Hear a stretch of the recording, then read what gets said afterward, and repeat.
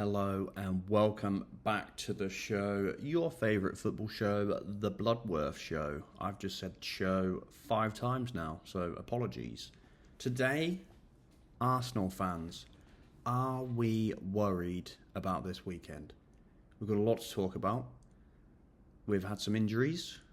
We haven't had the best of international break for our players, have we? Maybe we won a lot, actually. We did well there. But we've come back with a lot of injuries. We will talk the pre-game for the North London derby this weekend. We'll talk who's injured, what could our starting 11 be. But we'll start off with Arteta has just re-signed for another 3 years. I'm happy with that. Now, he needs to start winning some trophies though. I'm going to put it out there. He needs to start winning some trophies starting this year. I know he's won the FA Cup. That was a long time ago. I think that was in his first season in 2019. So we've got to win more. We've got to win more. We've got the team for it. We're playing well. I think it will come. Got to start winning. 3 more years of Arteta ball, though. Who couldn't be happy about that, right? Right, the North London derby. Massive in the Premier League. Arsenal versus Tottenham. London is what? London is always red. Sunday is the day. 2 days from when I release this. Arsenal have won the last 4 out of 5 meetings with only 1 draw. So, sorry Tottenham fans, we're goated right now and you're not. But we do have injuries.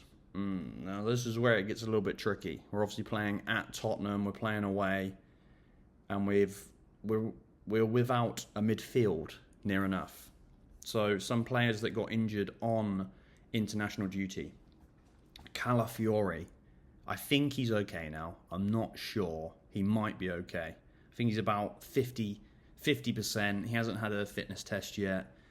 But the way he got injured was one of the worst ways that you can get injured, by just like, you just can't help it, right? I think the guy's been tackled, he's fallen over a guy, and his boots, studs, have come down on his calf. Imagine being injured like that. That must be the worst feeling ever. So annoying. So he's at 50%. Of course, not a midfielder, but that's without, obviously, a new signing. Tomiyasu's still out. He has a knee injury. Kieran Tierney's still out. Thigh injury. That's 3 defenders right there that we haven't got. On to our midfield and international games again. Odegaard twisted his ankle pretty bad, apparently. But reports today, Arteta did say we will see what happens in the next 48 hours. So Arteta's playing mind games there probably. It doesn't look likely that he'll play, but you never know. He's been assessed. There's still 48 hours. It's only an ankle twist. I didn't see the images. Sometimes they're bad. If it's an inverted ankle twist, that is horrible. I used to have to get my ankles taped every game playing college in America. My ankles are screwed, but these guys have the best medical staffs in the world. He should be fine. I'm hoping he'll be back in time. Marino is obviously out. How do you do that to your shoulder in training? I don't know. At least do it in a game, right? But he's out. He's out until end of October, I think. Shoulder injury. Oh, come on, dude. Shoulders are annoying to injure, though. That is true. Gabriel Jesus was injured, but upon reports today, apparently he's passed his fitness test. He's 100%. So that's good news. He probably could be starting at this point, of course. Who knows? We'll go over the starting 11 that we think it will be, or what I think it will be. I'm predicting. I have no idea. This is probably what I'm hoping for. And then, of course, in the midfield as well, Rice is suspended after the worst red card I've ever seen in my life. That's a whole different story, though. In my opinion, why are you giving a red card there, ref? Veltman knew what he was doing. Anyone who's ever played football in their lives know what they were doing. Just go over there and say, hey, cut it out. Everyone's like, but you can't stop a restart. First of all, the ball's moving and they're in their corner flag. You're not going to score a goal from there. So be quiet, everyone else. See ya. But it could be a tough day in the midfield if we don't have Odegaard in there. And also Rice. Rice is a machine. He's going to run around everywhere. Partey will be in there. So we'll have to see what happens. Tottenham. We'll talk about Tottenham. Boo. They've had a little bit of a slow start to the season. They lost to Newcastle last. They obviously drew with Leicester, and they beat, I can't remember who they beat. They beat someone at the start of the season. Solanke could still be out, but I heard a report today, or I saw a report from Ange, that he's hopeful Solanke and Van de Ven will be back for him. So, not very good news there for Arsenal. Van de Ven's a very good defender. He is rapid as well, isn't he? It's incredible how quick he is for how tall he is. Solanke, not really worried about him. Like, I don't know how much they signed him for, 60, 70 million. He's only done it at Bournemouth. Like, not worried about him. Son being their only threat, possibly. Pedro Porro is a very good player. Maddison is a very good player on his day, and he normally shows up for the big games. So they're all very threatening. They'll probably all start, obviously. But I'm hoping there's a little bit of a rift in the Tottenham camp with the Bentancur comments. What is he thinking, by the way? Live television, a host has asked for a player's shirt, and he's replied, Sonny's. It could be Sonny's cousin too, as they all look the same. Bentancur said that to a live TV, and then he said it was a very bad joke. What's going through your mind to say that, you know? Like, what? To live television? You're mental, mate. But Son said, we're brothers, we're fine, everything's fine. Bentancur got done by the FA, so he's been handed a fine, probably. I don't know. But that's just absurd, isn't it? It's just crazy. So hopefully that winds them up a little bit in there. And Arsenal can, I don't know, I'm sure someone will get chippy on the field about, you said this about him, you're not really teammates. And then, you know, everyone gets head loss, red cards. Exciting. Okay, potential 11 for the Arsenal. I'm not bothered about Tottenham. Sorry.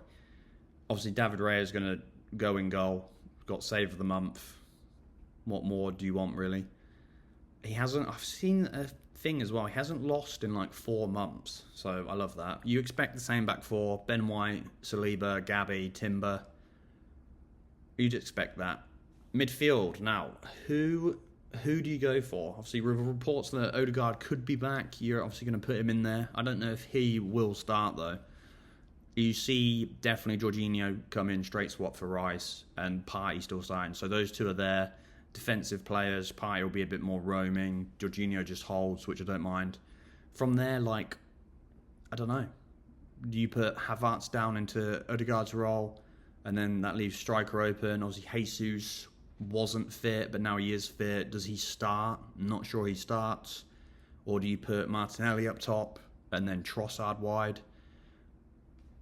Who knows, you know? Who knows? Potential for Zinchenko to start in the middle. Very, very good ball player. Not very good defensively, but Jorginho will help him out there. You know, they'll be fine. They'll be fine in there. Or do you put young Ethan Nwaneri in there, who is an absolute baller, but do you give him his full debut on a Tottenham game? Probably not, right? You need experience in there. Such a big game, you need experience in the middle to control the game.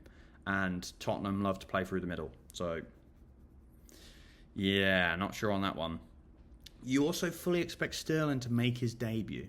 That is, you know, he could also start left mid, left wing, striker as well. You know, I think before reports of Odegaard coming back, you drop Havertz in at the 8, and then you put Sterling up top or Martinelli up top. I love Trossard. Trossard's my favourite player, but he's not a starter. He's not a starting player. That's just not how he rolls. He comes on and scores goals. You know, that's the impact he has as a sub. That's his motivation. So I don't think you start him. Great player, though. Let me know in the comments, who do you want to see, though? Who do you want to see in the midfield, in the front three? Saka's obviously going to start.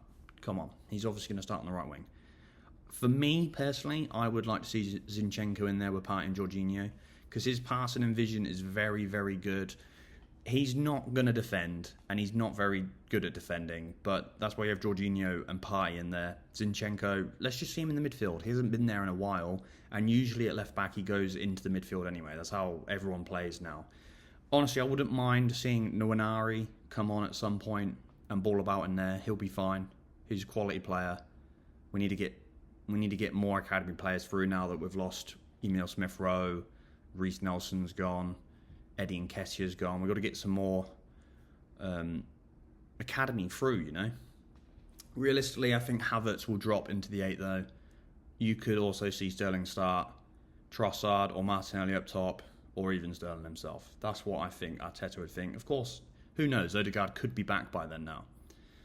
That's what is very good about our front four, though, is we are very versatile. We have so many players up there that can play in all sorts of positions. I do like Havertz at striker at the minute, though. He's very, very good, isn't he?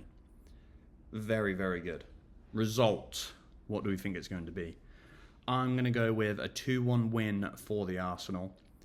I do have a feeling that Sterling is going to score. We still have domination written all over us, don't we? You know, without even our starters in there, crucial players, our back four, back five is incredible. It's going to be hard to break them down. Jorginho's quality, experienced player. Partey's good. You know, we've got a versatile front four. Sterling's coming in. Like, we should be fine. It's going to be a tough game either way, though, being away. But we do have the momentum over them. Last game was a bit of a dampener on our start to the season, I would say. But I blame the rest on that one. You got to blame the rest on that one. We do have the better players, I believe. You've got Son, though, Maddison, Pedro Porro, Van der Ven. They've got a good team. They've got a good team. And I do like Ange as a coach. He's a very good man manager. And he's very good for the cameras, isn't he? He has a strong style of play, and he's not afraid. He's not afraid. That's what I like about him. He's very courageous. I do like that. You know, he goes for it. He really does go for it. And that's what you want to see in football. You want to see exciting, attacking, crazy football sometimes. So, let me know, what do you think the score will be? Who do you want to start for the Arsenal or Tottenham? Tottenham fans, if you're out there, probably listening to this because you want to wind us up. Let me know in the comments. Leave any other comments that you feel are needed. Let me know if you are worried Arsenal fans. And again, if you enjoyed this video, the show, football in general, don't forget to support. Remember, it's free for you guys. You can like, subscribe, comment, download, favourite, notifications, anything that's free for you guys, and it heavily supports me in getting my name out there. So if you can do that, I appreciate it. Have a great weekend.